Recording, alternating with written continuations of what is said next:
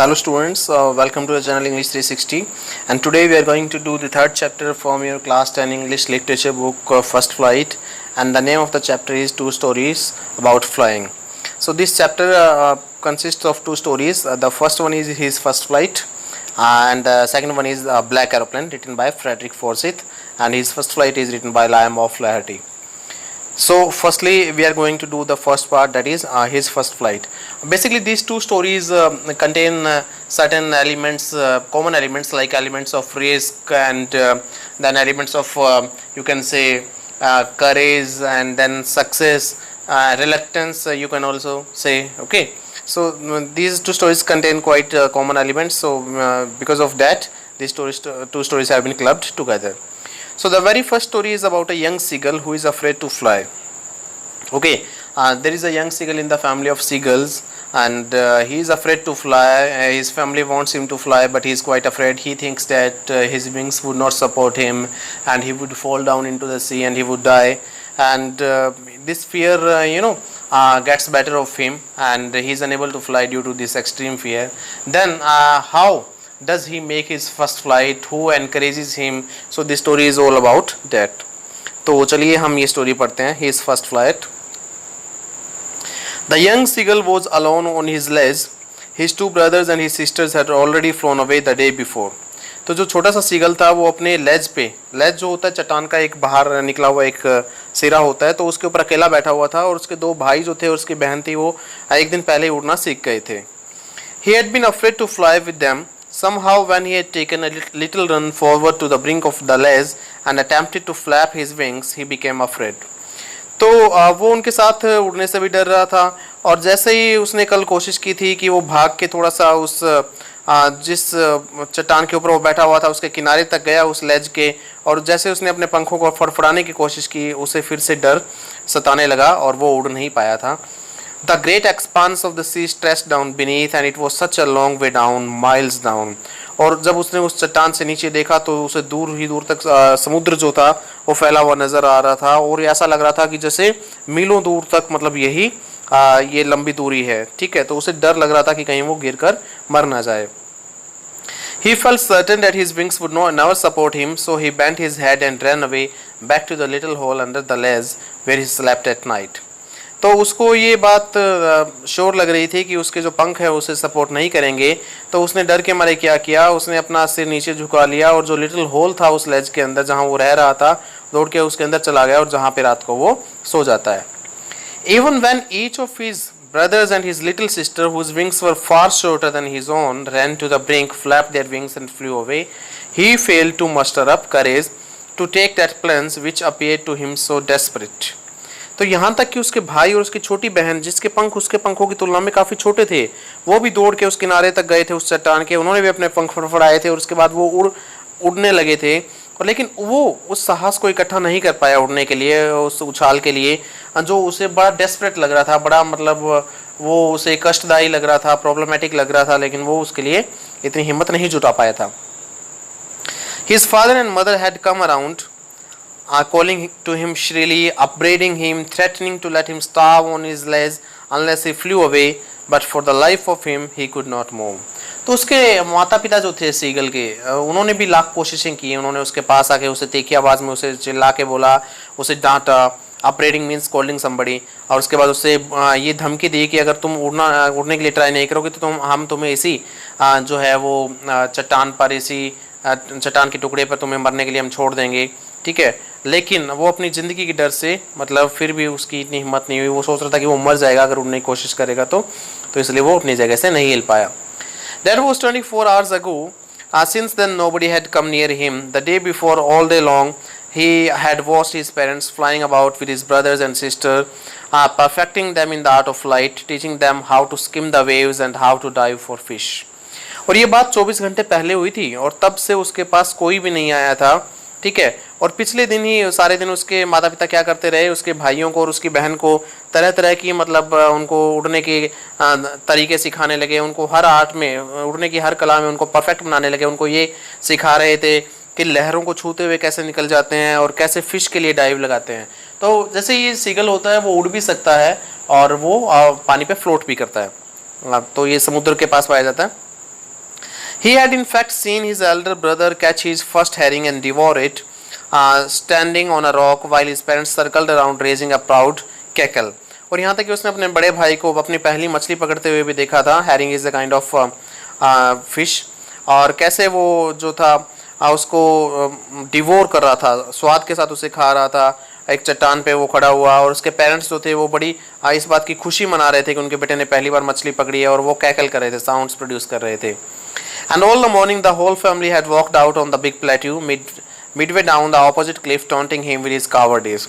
और पूरी सुबह उसकी जो सारी फैमिली थी वो वहाँ से उठकर, जहाँ पे वो सारे लोग रह रहे थे, वो एक सामने की तरफ एक पहाड़ी थी और उस पर एक छोटा सा पठार था, उसके बीच में वहाँ जाकर वो लोग बैठ जाते हैं और उसे उसकी कावर्डिस के लिए, उसकी कायरता के लिए उसे चिढ़ाते हैं कि हम सारे उड़ना जानते हो, तुम्हें उड़ना नहीं आता. वो ये सब तरीके अपना रहे थे. They people were using all this tactics to somehow make him fly, but he was just reluctant. He was just afraid to fly. The sun was now ascending the sky, blazing on his ledge that faced the south. अब देखिए, जिस चट्टान के सिरे पर वो अकेला बच गया था, तो वहाँ पर जो अभी धीरे धीरे जैसे सूरज ऊपर चढ़ने लगा, ठीक है, और वहाँ पे जोरों से धूप और गर्मी पड़ने लगी, उस पर चमकने लगा, और वो साउथ साइड को फेस कर रहा था वो लेज. और he felt the heat because he had not eaten since the previous nightfall. और उसको गर्मी लगनी मतलब लाजमी थी, क्योंकि उसने पिछली रात से कुछ खाया भी नहीं था, तो उसको काफ़ी गर्मी लगने लगी. He stepped slowly out to the brink of the ledge and standing on one leg with the other leg hidden under the wing, he closed one eye then the other and pretended to be falling asleep. तो उसने क्या किया कि वो जो है धीरे धीरे चलता हुआ उस लेज के किनारे तक आया और अपनी एक टांग पे खड़ा हो गया, दूसरी टांग उसने अपने विंग्स में छुपा ली, एक आंख बंद की उसने, उसके बाद दूसरी बंद की, और वो थोड़ा सा बहाना करने लगा जैसे उसे नींद आ रही हो. मतलब वो भी ये सोच रहा था कि मैं कुछ ऐसा मतलब नौटंकी वगैरह करूंगा तो परिवार वाले मेरे पास आ जाएंगे खाना लेके. Still they took no notice of him. लेकिन वो लोग भी कहाँ मानने वाले थे. वो आज उसे ये चाहते थे कि वो उड़ना सीखेगा, तो उन्होंने उसकी तरफ कोई ध्यान नहीं दिया. He saw his two brothers and his sister lying on the plateau dozing with their heads sunk into their necks. तो उसने देखा कि उसके दोनों भाई और उसकी जो बहन है उस पठार के ऊपर, उस प्लेट्यू के ऊपर वो लोग सो रहे हैं और उन्होंने अपने सिर जो है अपनी मतलब नेक्स में छुपा रखे हैं. मतलब his father was preening the feathers on the white back. और उसके फादर जो थे उनकी पीठ के ऊपर जो पंख थे वो उनको प्रिनिंग कर रहे थे, उनको संवार रहे थे, ठीक है, उनको स्मूथ बना रहे थे वो अपनी चोंच से. Only his mother was looking at him. केवल उसकी माँ ही उसकी तरफ देख रही थी. She was standing on a little high hump on the plateau, her white breast thrust forward. Now and again she tore at a piece of fish that lay at her feet and then scraped each side of her beak on the rock. तो वही उसकी तरफ देख रही थी. वो एक उस प्लेट्यू के ऊपर एक छोटी सी ऊंची, आप ये कह सकते हो कि पहाड़ी थी, उसके ऊपर वो बैठी हुई थी और उसकी जो वाइट ब्रेस्ट थी वो आगे की तरफ निकली हुई थी. और बार बार वो क्या कर रही थी, उसके पैरों के पास एक मछली पड़ी हुई थी, तो वो उससे एक टुकड़ा तोड़ लेती और उसके बाद अपनी चोंच जो है चट्टान के ऊपर रगड़ देती दोनों तरफ, उसको अपनी चोंच को तीखा करने के लिए. The sight of the food maddened him. How he loved to tear food that way, scraping his beak now and again to wet it. तो खाना जैसे उसने देखा तो इस चीज़ ने उसे पागल कर दिया, और कैसे उसे कितना अच्छा लगता था खाना, उस तरीके से खाना, उस तरह से टीयर करके खाना उस मछली को. वो अपनी पंखों को, अपनी चोंच को भी बार बार स्क्रैपिंग किया करता था, रगड़ा करता था उसको शार्प करने के लिए, उसे तीखा बनाने के लिए. तो वो उसे याद आ रहा था कि कितना उसको ये पसंद था अपनी मदर को जब वो ऐसा करते हुए देखता है. गा गा गा he cried begging her to bring him some food. तो वो अपनी भाषा में मतलब उनसे रिक्वेस्ट करने लगा कि मुझे कुछ खाना ला के दे दीजिए. गा कॉल हा शी स्क्रीम्ड बैक डिराइजिवली. और वो जैसे थोड़ा सा तिरस्कारपूर्ण तरीके से उसको आप ये कह सकते हैं कि एक मजाक उड़ाते हुए या नफरत के तरीके से वो उसे चिल्ला के कुछ बोल देती है. But he kept calling plaintively and after a minute or so he uttered a joyful scream. लेकिन वो बड़े उदास होकर अपनी मदर को पुकारता रहा और 1-2 मिनट के बाद वो खुशी से चिल्लाया. His mother had picked up a piece of the fish and was flying across to him with it. उसकी मदर ने क्या कर लिया था, एक मछली का टुकड़ा उठा लिया था और उसकी तरफ उड़ने लगी थी. अब उसको उम्मीद हो गई थी कि उसे खाना मिलने वाला है. He leaned out eagerly, tapping the rock with his feet, trying to get nearer to her as she flew across. तो वो बड़ी उत्सुकता से आगे आया और खुशी के मारे, जैसे कई बार बच्चे करने लग जाते हैं, अपने पैर जो उस चट्टान पे पटकने लगा. और जैसे ही वो उसके पास उड़ती हुई आई तो उसके और नज़दीक जाने की कोशिश करने लगा. But when she was just opposite to him she holded her wings motionless, the piece of fish in her beak almost within reach of his beak.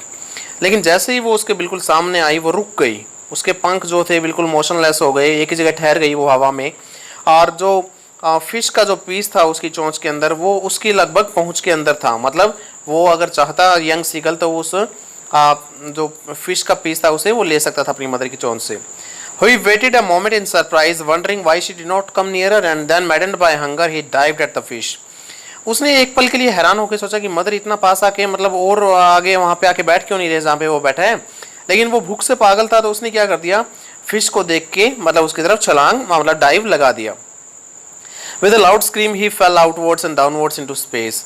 और जैसे उसने छलांग लगाई तो वो नीचे गिरने लगा बाहर स्पेस के अंदर। मतलब वो चिल्लाने लगा कि अब वो मर जाएगा, उसके पंखों से सपोर्ट नहीं करेंगे।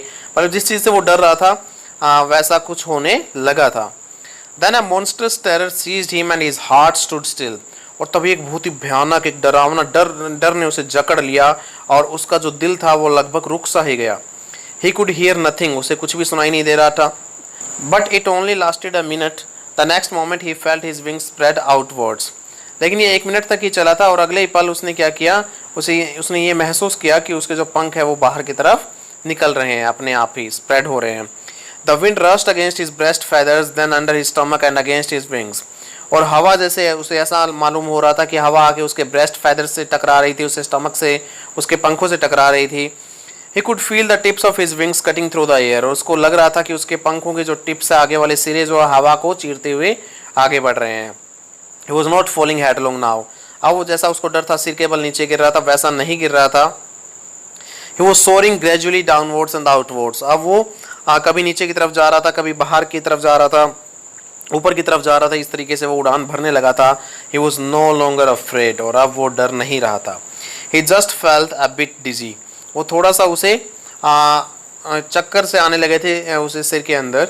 ठीक है, अभी ये कुछ आप विजुअल्स देख सकते हैं कि सीगल ने अपनी फ्लाइट की।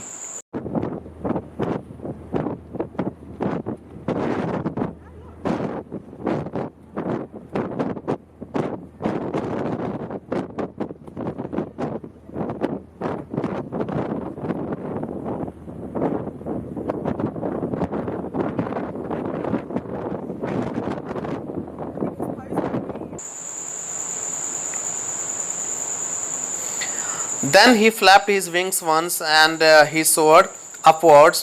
Ga ga ga ga ga ga call her. His mother swooped past him, her wings making a loud noise. और उसके बाद उसने क्या किया, अपने पंख फैलाए एक बार और ऊपर आसमान में उड़ने लगा, आवाज़ें करता हुआ। उसकी मदर भी उसके पास से होकर निकली। हर wings making a loud noise. और उसके पंख जब उसकी मदर उसके पास से ऊपर की तरफ गई तो उसके पंखों से एक आवाज़ आई। He answered her with another scream. और उसने अपनी मदर का जवाब दिया एक और खुशी के मारे चिल्लाहट के साथ। Then his father flew over him screaming. He saw his two brothers and his sister flying around him, curveting and banking and soaring and diving. उसके बाद उसने देखा कि उसके पापा और उसके भाई बहन भी वहाँ पे आ गए थे। वो खुश थे कि आखिर उनके छोटे भाई ने अपनी फर्स्ट फ्लाइट कर ली है। वो लोग करवेटिंग कर रहे थे, मतलब जैसे एकदम ऊपर जाके यू शेप में फिर नीचे आ रहे थे। बैंकिंग का मतलब अपने पंख टेढ़े करके उड़ रहे थे।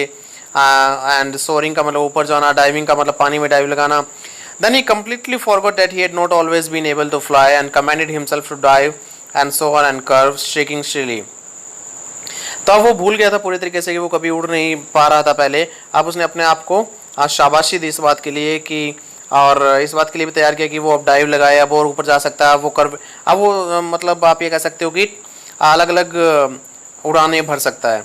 तो वो खुशी के मारे चिल्ला रहा था।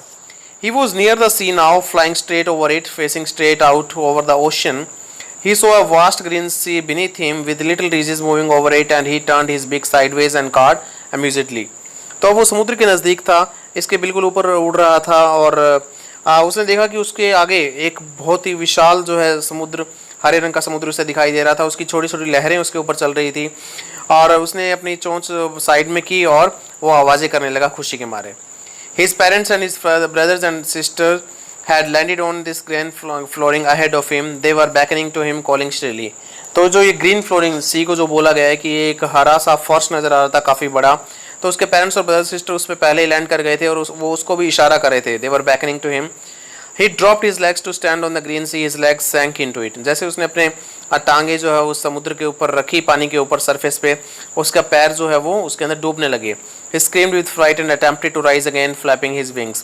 वो डर के मारे फिर से चिल्लाने लगा और उसने अपने पंखों को फड़फड़ाने की कोशिश की वापस ऊपर उठने के लिए, but he was tired and weak with hunger and he could not rise. लेकिन वो थक गया था, भूख से कुछ कमजोरी भी महसूस कर रहा था, इसलिए वो उड़ नहीं पाया। Exhausted by the strange exercise, और जो अभी वो उड़ाने भर रहा था आसमान में, उससे भी वो थक गया था काफ़ी। His feet sank into the green sea and then his belly touched it and he sank no further. उसके जो पैर थे वो समुद्र में धंस गए थे, लेकिन तभी अचानक उसका जो बेली था, उसका जो पेट था, वो सरफेस से टकराया और उसके बाद वो और नहीं डूबा। He was floating on it and around him his family was screaming. अब वो उसके ऊपर तैर रहा था पानी के ऊपर, और उसके चारों तरफ उसके परिवार शोर कर रहा था। Praising him and their beaks were offering him scraps of dogfish. वो उसकी प्रशंसा कर रहे थे और उनके जो पंख हैं, उनकी जो बीक्स है, वो उसे डॉग फिश के कुछ टुकड़े दे रहे थे। He had made his first flight, और इस तरीके से उसने अपनी पहली उड़ान भर ली थी। So this story gives us the message that we have to fear only the fear, okay?